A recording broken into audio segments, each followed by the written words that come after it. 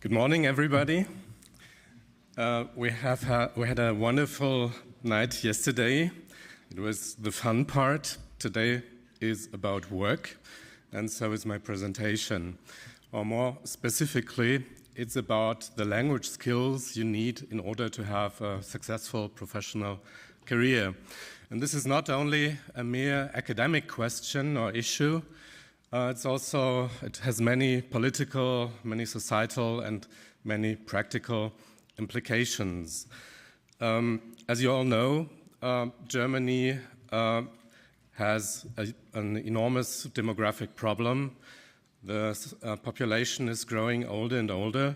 There's a huge lack of skilled workers, and there are estimates that there is a need of 400,000 new skilled workers every year. And the actual numbers is probably much higher since some people are leaving Germany. Of course, the federal government is aware of this problem, and there have been a number of initiatives. For instance, we have a new legislation from 2023, the Fachkräfteeinwanderungsgesetz. I hope you like the word. It's the Immigration Act for Skilled Workers, which makes it easier for immigrants to access the labor market. And there are some more additional political initiatives. There are projects to recruit new personnel from abroad. There are language courses for professional purposes. And there are also projects for transition management, which intend to make the passage from the home country to Germany easier. So, new workers are needed. The problem is many of them don't speak German. And so the question arises, what actually do they need language-wise? And this is the focus of my presentation today. How can we ease the language integration of new employees into the labor market? My presentation is divided in 3 sections. The first one is, why is language important in the work environment? And I'm going to present some research findings. The second one is, which language skills are required to succeed at work?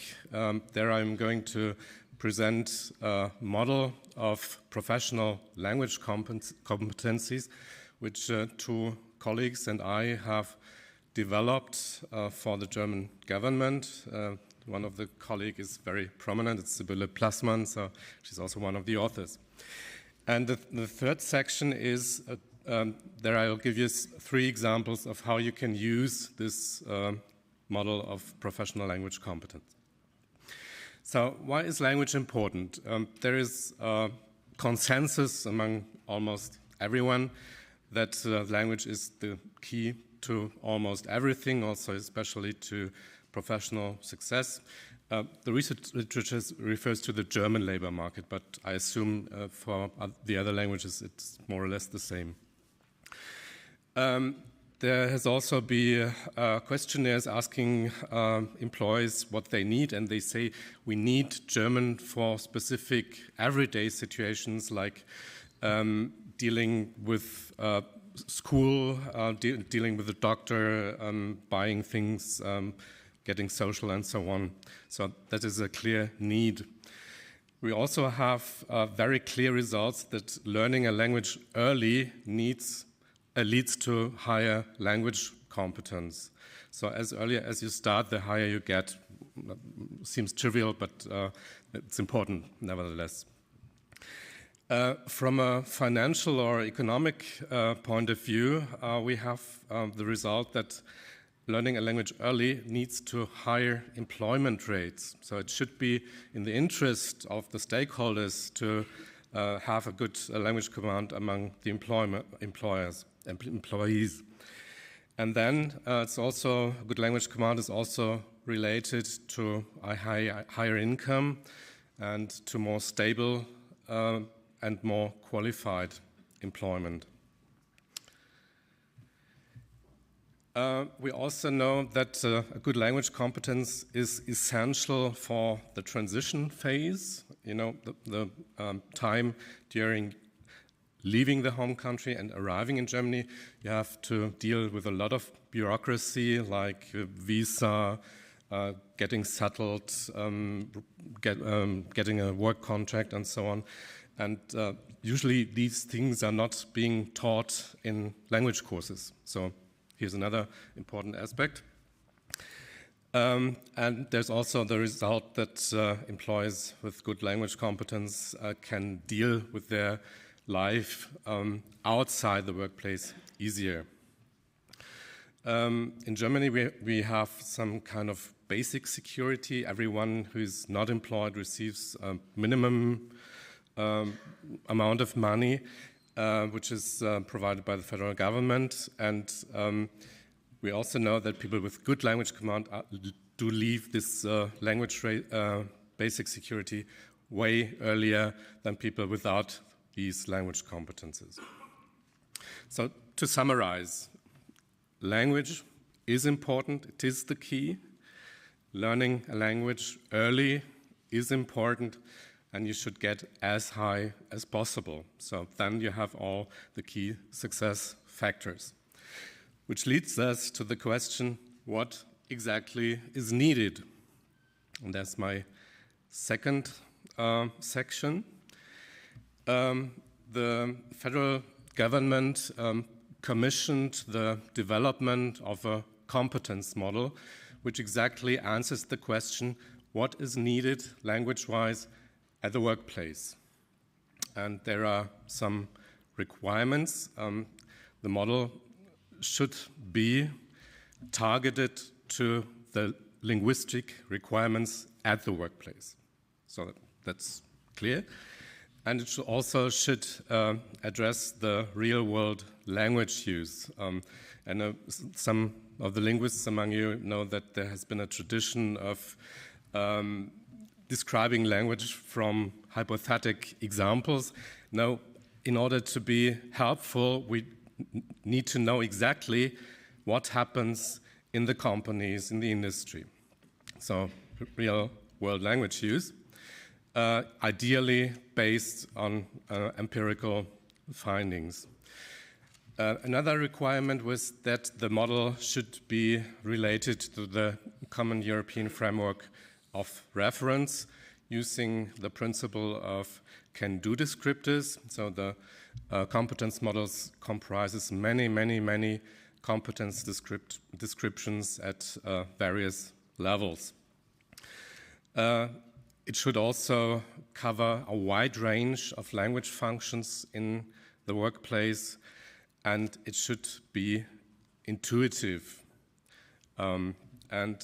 Maybe the most difficult thing should be easy to understand for various stakeholder groups, not only for the people in academia, but also for the learners, the employees themselves, for employers, for people who teach language for professional purposes. So these were the requirements, and this is how we proceeded.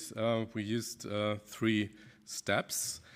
In the first step, we devised a taxonomy for language use situations in the work environment, and we made use of the idea of the employee life cycle. So what we did is we asked if there is an employee, when he starts looking for a job, when he applies, in which situations does he or she need to use language? And this life cycle idea allowed us to get the full range of linguistic situations that are relevant for employees. In the second step, after having identified the relevant situations, ideally all relevant situations, we asked which text genres occur in these situations. If you have the situation you're seeking employment, you have text genres like job advertisements, you have an application letter, you have a CV, you have a letter of rejection or an invitation for an interview, and so on. So we could relate various texts to these specific communicative situations. And we also thought about the people who are actors in these situations, like the future employee who seeks for work or a future employer. We identified communication modes like production, written production, oral production, reception, mediation, and so on. And we also related the situations to register, formal or informal. So after the second step, we had these many texts and situations. And now, in order to know what people need to do, we had to ask what do the language learners need to do with the texts. And what we did is we projected the SEFRA language and the language of the companion volume to these texts. For instance, if you have a general competence descriptor like can understand detailed information in longer written texts, we could replace longer written texts by job advertisement. And by that means, we came up with many competence descriptors as related to specific communicative situations and text genres. You can find all this in a book. Unfortunately, it's only in German, but my dream is that some of you are that much inspired that we can come up with a book for English and French and Spanish and so on. You can purchase it in the text stores, some product placement here, Herr Keicher. But it's also downloadable for free from the homepage of the Federal Office for Migration and Refugees. The competence model comprises 11 linguistic domains which are related to the life cycle of employees. They comprise 88 situations which are relevant to employees, and these break down into 344 specific smaller learning objectives which can be scaled according to the SEFRA levels from A2 to C1. So this is the macro structure. These are the linguistic domains. The first one is looking for employment. Second one, the start of employment, where you get all these security briefings and you do the legal stuff with your employer. One of the, or certainly the bigger part is the daily working routine within the enterprise, like meetings, presentations, passing on work assignments, reporting on what you have done, reporting if there's a problem, and so on. Also, the second one is external contacts in the daily working routines with other people like customers or professionals who work with the company. Then we have rules and regulations, since we know that many employees have problems with, say, working contracts, legal regulations, when someone gets ill or pregnant or whatever. Vocational training is also one of the parts, and then as the end of the life cycle, the change in termination of employment. So this is, as you can hopefully see, the whole life cycle. And then we have some overarching or intersectional domains like social contacts. For instance, if you want to introduce yourself, you need to do this when you apply for a job, but also if you meet new colleagues, if you meet a customer, or when you take part in a vocational training workshop. Same holds for dissent and conflicts, expressing emotions, attitudes, and opinions, then the exchange of information. So that's the macro structure. And then there are many tables in the book. Above you see the language domain, which comprises many of the situations and learning objectives. And here we have the situation reading a job advertisement. And here you have, for instance, one of the competence descriptors in the field of applying for a job. The specific learning objective is can check job advertisements if the personal qualifications, if they contain relevant information for the own professional qualification. And then we have the scaled descriptors from A2 to C1. For instance, at the B1 level, can understand if the own professional expertise matches with the job advertisement, or can find relevant information in the job advertisement, which give information of whether the own qualification matches the job offering. So you have more than 1,000 of these competence descriptors in the book. And there is some always in each table additional information as related to the text genre. Here, job advertisement like newspapers, websites, databases, and notice boards. The mode is written reception. For the job advertisement, you have no interaction, so there are no roles, and the register is formal. In addition to the scaled language-specific content, we also thought it might be useful to have additional information on domain knowledge on the German labor market, and also on, for strategic competence. And I think it's really difficult to scale these competences, but they are relevant nevertheless if you want to succeed at work. So I have here an example for strategic competence in the field of seeking a job, like can search specifically for relevant information and apply the technique of selective reading, can decide whether a text, video, or similar is helpful in terms of content, relevance, and serious in the context of their own information needs, and so on and so on. So these are things you need to do. And then the second dimension is domain knowledge. It's, as I was saying, knowledge about the German labor market, about enterprises, about factual knowledge, actually, like knows important industries in Germany, knows where workers are needed, knows where to find job advertisements and how to access a computer if necessary, knows how to use databases, knows how about different types of work contracts. So you have kind of comprehensive things you need to know about Germany if you want to work. So this is in essence the whole model of professional language competence. And as I was saying at the beginning, I have 3 examples how you can use the competence model.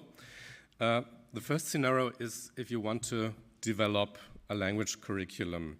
You can depart from this macrostructure of the catalog of the model, and you can check in each domain whether you have seized all the relevant situations that are needed for work. And we don't think that you need to really use every single competence descriptor. You can just draw from what is relevant for a specific job or specific usage context. Of course, you can also use the catalog to, on a micro level, for instance, you can use only the B1 descriptors to develop a B1 course for professional language competence in general, or you can also design smaller curricula, things like applying for a job or giving presentations or dealing with customers, whatever. Yeah, you just choose the B1 descriptors, and then you can use all the relevant additional information and the strategic competence and the domain knowledge to know what you need to fit in your curriculum. And you have a very fine-grained means to know which individual competencies are needed in order to perform successfully. So the second part is planning learning activities. Here again, you should start at a specific SEFRA level, like B1, B2, and then you move on to the text genre. Here I have a description for user manuals, how to use a device or a machine and to be able to give explanations. The smaller learning objectives can understand instructions, explanations, and descriptions. And then you can move on to the text genre, which is relevant here, like user manuals. And then you pick a specific user manual, and then you refer to the competence descriptors, can understand longer oral instructions, explanations, and descriptions without much effort, even if there is complex argumentation involved. And so you try to develop a didactic activity in which you achieve this learning objective using the text genre, and the additional information gives you some more context in order to design this didactical activity. The third scenario is most important for our context, developing assessment instruments. If you want to do criterion reference testing, of course you need criteria. And many of the criteria in the SEFRA and the companion volumes are quite abstract. And what the competence model does is that it breaks down these general level descriptions into a very concrete, very detailed, very small-scaled descriptions which can be used in tests. So if the goal is to be able to understand complex argumentation in a presentation, you just design a test which addresses this issue. And this is what actually happened. The German language examinations for professional purposes do use these competence models. They draw from the relevant competence descriptions, and by that means are really criterion referenced and authentic and based in the real worlds and the needs of employees. So I'm coming to the end. 3 ideas for you how you can use the model. I would be delighted if any one of you says, well, sounds cool, we need another model for English, Spanish, whatever. And if you're interested in academic exchange and in setting up a project, I would be very happy to be a partner or just help you with the experiences we made in the project. To finish plurilingually, vielen Dank und noch eine wunderschöne Tagung.